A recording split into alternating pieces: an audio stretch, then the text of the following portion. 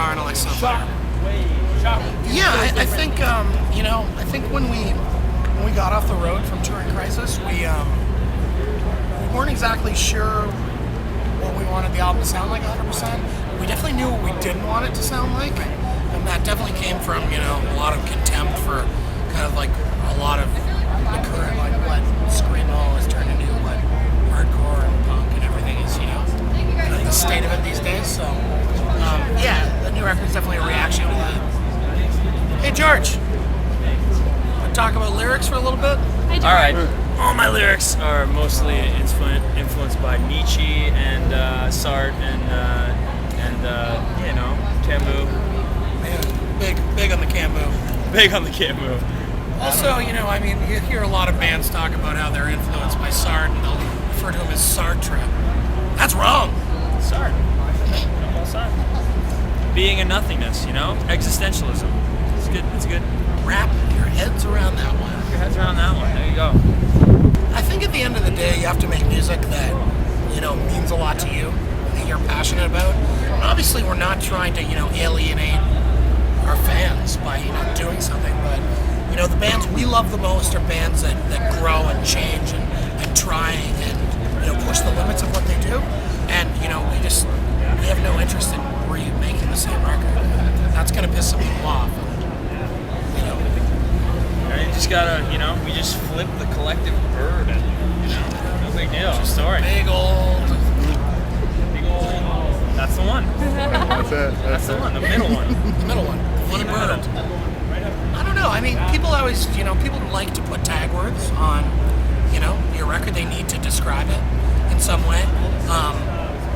I think our music's emotional. I think all good music.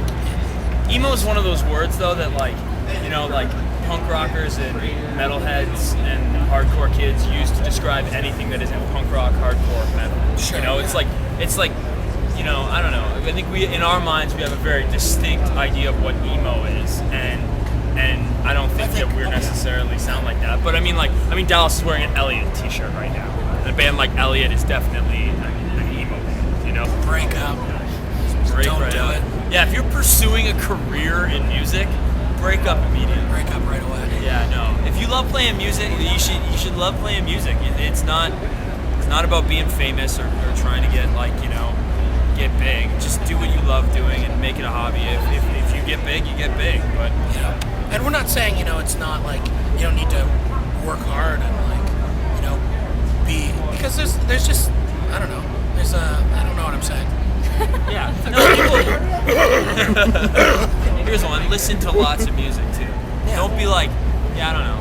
Don't be the band that plays every weekend in your city either. Go out and try and meet people. Go play bad shows. Like somewhere else.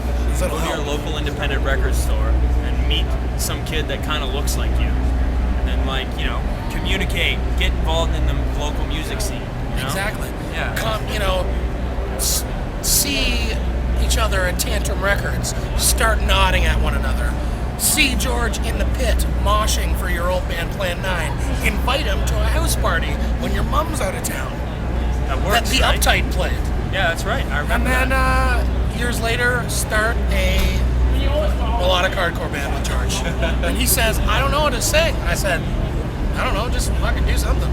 And that's it. That's how you do it. That's how you do it. Step by step, specific instructions on how to become a band. On success. I don't think so. We're definitely going into some smaller rooms when we go back to Europe. Yeah, I guess so. But I think that, I don't know, everyone I've talked to has said that in times of economic hardships, it's the small luxuries that don't really necessarily suffer, and people want music and they want to escape from things like this, but I don't know. If anything, I don't know. I think everybody suffers though from these sort of, some more than others, obviously. We're definitely, I wouldn't say that we're suffering.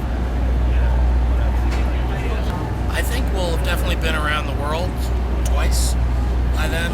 We've talked about maybe trying to collectively put together a book of old photography and stuff like that. That's kind of just an idea in the back of our heads to maybe culminate with the 10th anniversary of the band, which was coming up in a couple of years. So I don't know. At home probably writing a new record or touring another record. Yeah. Nick Cave and the Bad Seeds, the MC5, and I don't know. The Misfits with like original lineup. Yeah. Misfits when they put out 1982 Misfits. Yeah, the Misfits when they put out Walk Among Us. Yeah. Walk Among Us Misfits. I'd like to tour with Alexisonfire.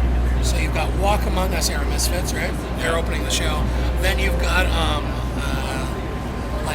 Earth AD Misfits. They're playing second, like Thrash Misfits, and then probably just like first 7-inch like Cough Cool Misfits. Okay. Like where Danzig's playing the Rhodes. Oh yeah. Yeah.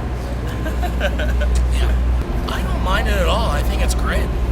Yeah, I think it's kind of fucked that. I read online today that another like court case against like pirating has just gone through, and like basically they lost, and some 25-year-old student out there is going to have at least like it was something between $700 and $25,000 per song downloaded that he's going to have to pay, and it's just like that is such an ugly thing to do to someone.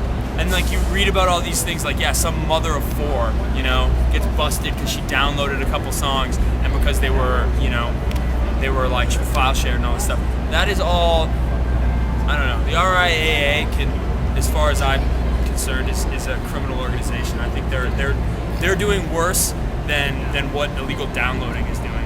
Like the small bands benefit from it, and the big bands have enough money. They're fucking rich. A bunch of rich people. This is the smallest violin playing for fucking Metallica. Lars Ulrich is fucking selling his $20 million paintings. It's like, we're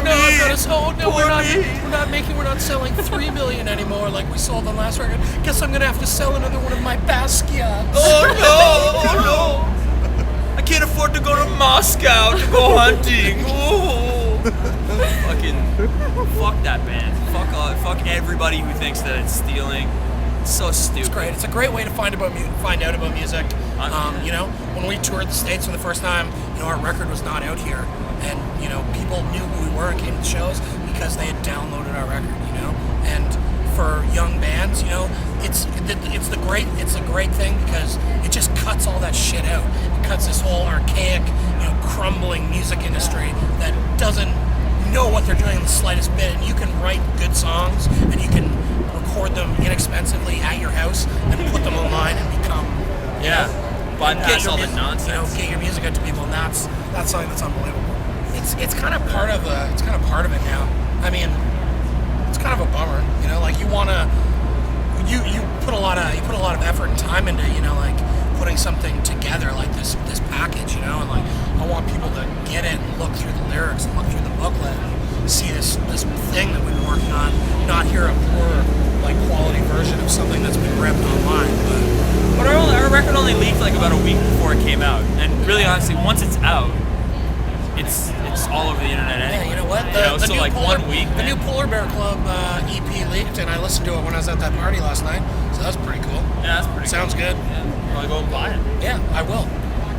On vinyl, because the artwork will be bigger.